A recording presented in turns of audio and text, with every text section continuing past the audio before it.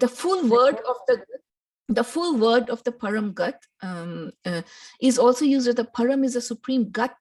Gat, the myth. Gat is the state. The myth is the measurement that comes a lot, like the status, that's the supreme status.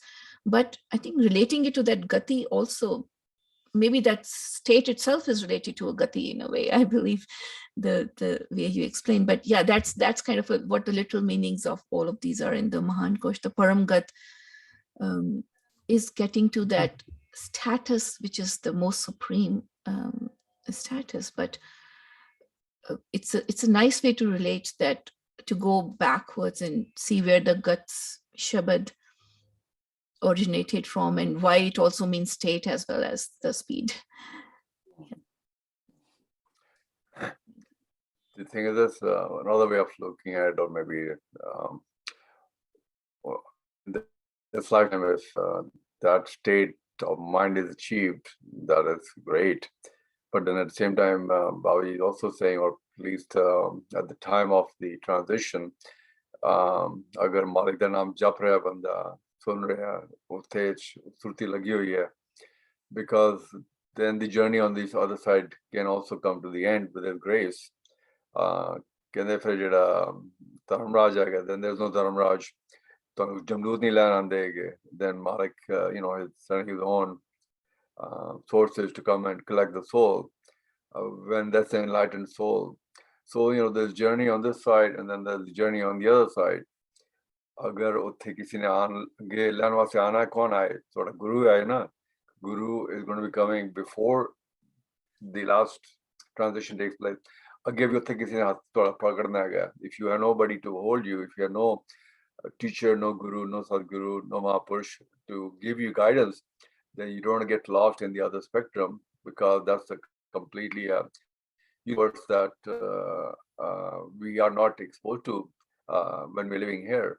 So we definitely need the help and guidance and blessings of the Maliks. Well, you help us, please hold our hand, so we don't get completely lost in the other spectrum, because ਸਾਡੇ ਕੋਈ ਇੰਨੇ ਉੱਚੇ ਕਰਮ ਨਹੀਂ ਹੈ, ਸਾਡਾ ਕੋਈ ਖਿਆਲ ਨਹੀਂ ਹੈ, ਸਾਡੀ ਕੋਈ ਕਰਮੀ ਨਹੀਂ ਹੈ to save us. It's only your kindness and grace that we could be saved, your blessings alone.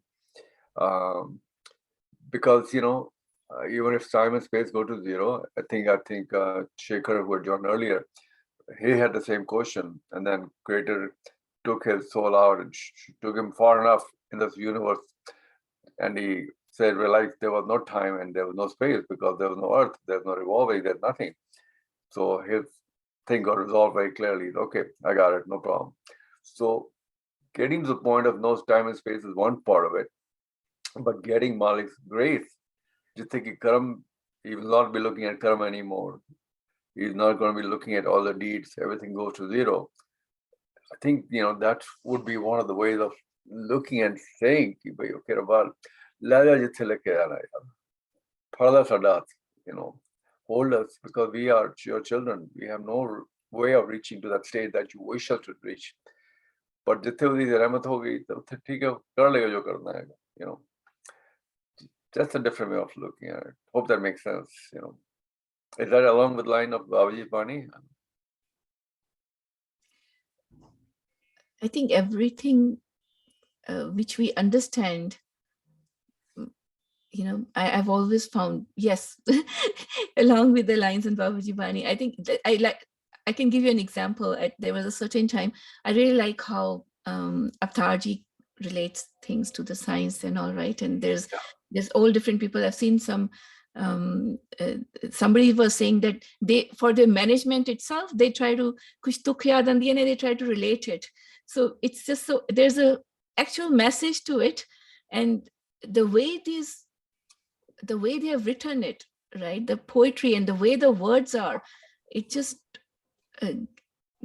there's so much interpretations you can do and relate it to yourself, right? To your day-to-day life. So, yeah. And then how these words are related is in so many different languages, how all of these words are related. I'm not talking about the Indian origin languages. I'm talking about even beyond that. It's quite an experience as you go through these. maybe Avtarji, maybe that's what Mahatma Buddha realized, reaching that state of complete awareness where there was no time and space, and maybe that's where could be, like you're saying, um, who is really holding us and taking care of us over there? Who is really, who's the teacher? If you're all the student, there have to be a master. There have to be somebody who's helping us, guiding us, taking care of it, right? So, just how far can we do it on our own? What are the limitations? At the end of the day, it's going to be the grace and the kindness that will take us beyond all this stuff. क्योंकि कर्म दे जे फंसे रहेंगे, कर्म किन्नी करेंगे, केड़ा कर्म करांगे जिस नाल बच सकने? I don't know any कर्म, right? So that will save us. पर कर्म ही ਤੁਹਾਡੀ like लीना जी said very clearly कि कर्म करना बहुत जरूरी है. अच्छे कर्म, ठीक कर्म नहीं करोगे तो नाम तक नहीं पहुंचोगे, नाम तक नहीं पहुंचोगे तो कार नहीं चलो पहुंचोगे. So it's like कर्म will take you to naam and naam will take you to home in a way. So one thing, Paulji, see, now when you ask this, right, you're saying who will take us? So Bani says through Satguru's teachings, you take yourself. Say it say what it is telling is that you already have in there, but there's all this veil which you have to remove. That is your effort, and you remove that with Satguru's teachings. You're coming in connection to Satguru and teachings itself, and knowing, right, this is how I have to do it. But the effort, it always says, is that you have to have that, right? So it tells you, in a way, it's telling you that you have it inside, right? So you have to realize it. So there's that difference, knowing that our work as human beings, Gurbani is saying, is to slowly take that kood, that veil out, and that inner self will keep shine and shine more. And now to the other part where you were saying, oh yeah, let's say an example where somebody says, oh, all of a sudden this happened.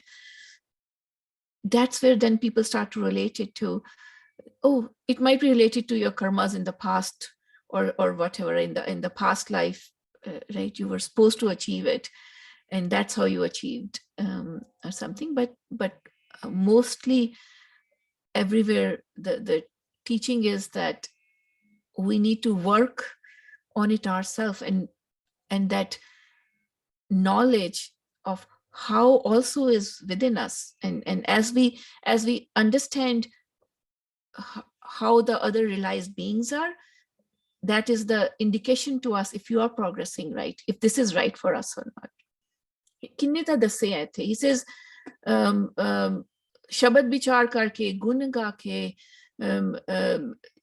just word wala shabad jap ke, right, come in connection to somebody who is there, right? But we don't know, right? We don't know what is our what is the one which is going to trigger us, right? So that's maybe what you mean. I heard lectures, a couple of examples, very good examples to this dilemma. One is I heard that one lecture where the Mahapurush said that it's not dark out there, just open your eyes. The darkness is because my eyes are closed and I have closed them. I have to open my eyes to see that it's not dark. And the other second example was that as you dig down the earth, deeper you dig and remove the dirt, the water is there. It comes up. As you dig deep enough, the water comes out. So that digging we have to do for the water to see the water which is already there. And then third thing is there's no other side. we keep talking about we are on this side and this person has gone to the other side. Actually, on the other side, there's no side. That's the whole. We have separated ourselves. The ego has separated ourselves from the whole. When that dissolves, then there's no other side. That's the whole. So it's like ਕਹਿੰਦੇ ਨਾ ਜੈਸੇ ਜਲ में बुदबुदा, ਪਾਣੀ ਦੇ ਵਿੱਚ ਬੁਲਬੁਲਾ ਹੁੰਦਾ ਹੈ, ਉਹਨੇ ਆਪਣੀ ਬਾਉਂਡਰੀ ਬਣਾ ਲਈ ਹੈ ਬੁਲਬੁਲੇ ਦੀ. So now bulbula says I have a boundary, and that's the ego, boundary of the ego. When that collapses, it's all water. So water is not the other side. Water is the whole. But the Buddha is separated itself from the water. So all these examples are to make us realize that the space and time boundary we have, which is our homme puts that boundary on us. Once that dissolves, that the rest is all the whole, the Sachkhand. That's the consciousness. That's what we sometimes refer to as the other side, which is not a side. That's the wholeness. So there's few examples to make it simplify that what has to happen. That boundary has to dissolve of space and time, and that's where the Gurbani said this concept of mukti. What is mukti? Mukti is from the boundaries. Janam Maran is a boundary of time and space. So mukti is dissolution of that boundaries of time and space, essentially. And that is achieved at Param Gati. That is enlightenment, and that is only can achieve through the mind getting to the full state of awareness. Body cannot achieve that state, but the mind, when it dissolves, comes to that fully consciousness state. And that's mukti, because now there's no space-time boundary.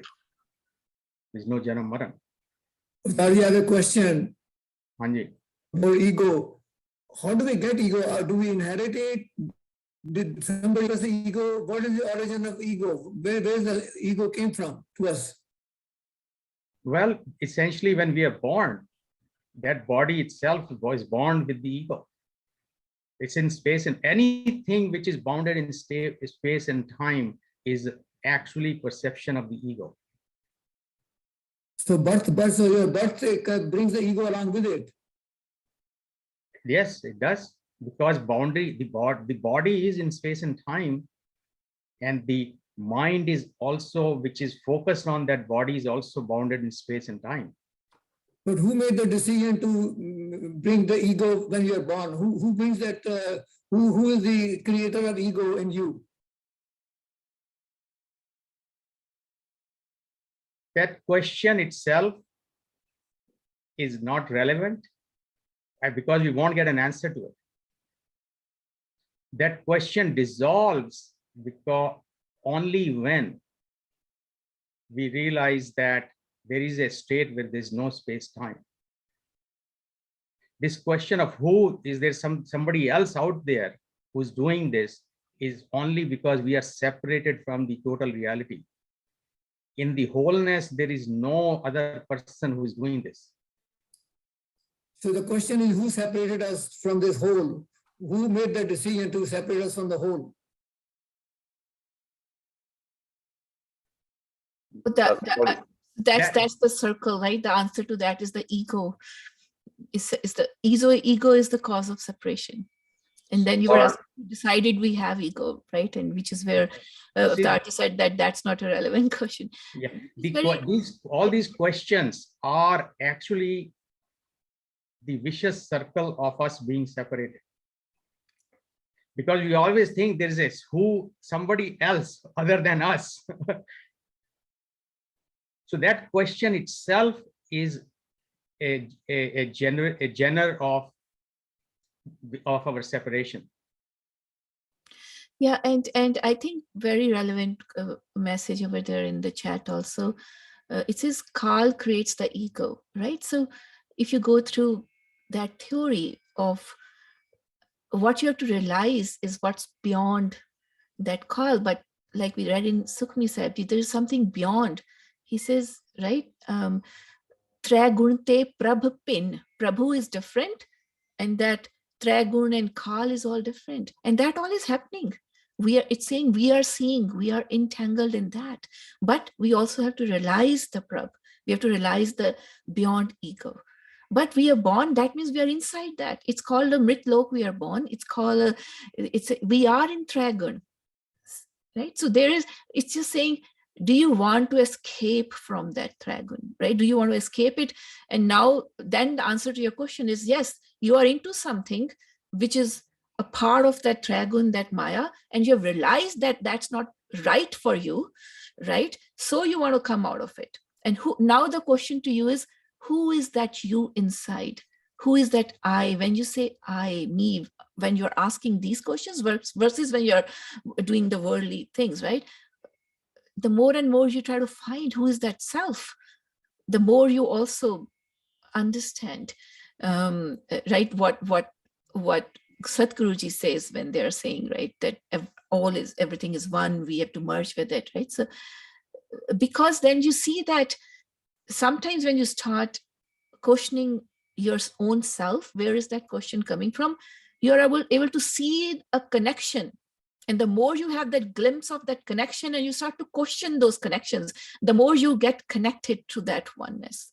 I hope I'm making sense how I'm trying to explain. I'm trying to explain something which is where, let's say, if you have an intuition and you don't accept it as ki, oh, it's a coincidence ho gaya, and you try to find in self ki hoya si, then you get more and more aware of that jo hoya si, right? And then what is that? These small things Bani tells, what is that which is connecting a little baby to a mother? What is that inside you which wakes you up? What is still living inside you when you're sleeping and your mind is completely not there? What is that thing, right? So that's where Gurbani says you can find, ek aur badi mazedar gal hai jehdi bada mushkil hunda samajhna. Oh, and in a lot of the movies and all this, you find God where day and night meets. You find God where dukh and sukh meets. You find God. So it's trying to explain to you that state which is beyond that existence, right? Din raat jithe milda hai, kende uthe rab milda hai. Yeah, that's a way to explain, but try to understand what jithe time nahi haga, it's beyond time, where you can feel the same inside you. Can you feel the same when you were 5 years old? Try to remember a memory, and now you will find it. And that's where you can find that egoless too. Those are the things, little hints Gurbani tells, right? And then he tells the state of those beings, and then you come across some of such beings where you see that happening, and then our mind thinks that's miracles or whatever, right? So Hanji, it's 11 minutes above 11. Thank you, Ji. Thank you very much. Hanji, Thank you, Ji. Thank you. Okay. Thank you, Leena ji. Thank you. Thank you, everybody. Sat Sri Akal. Thank you. Thank you.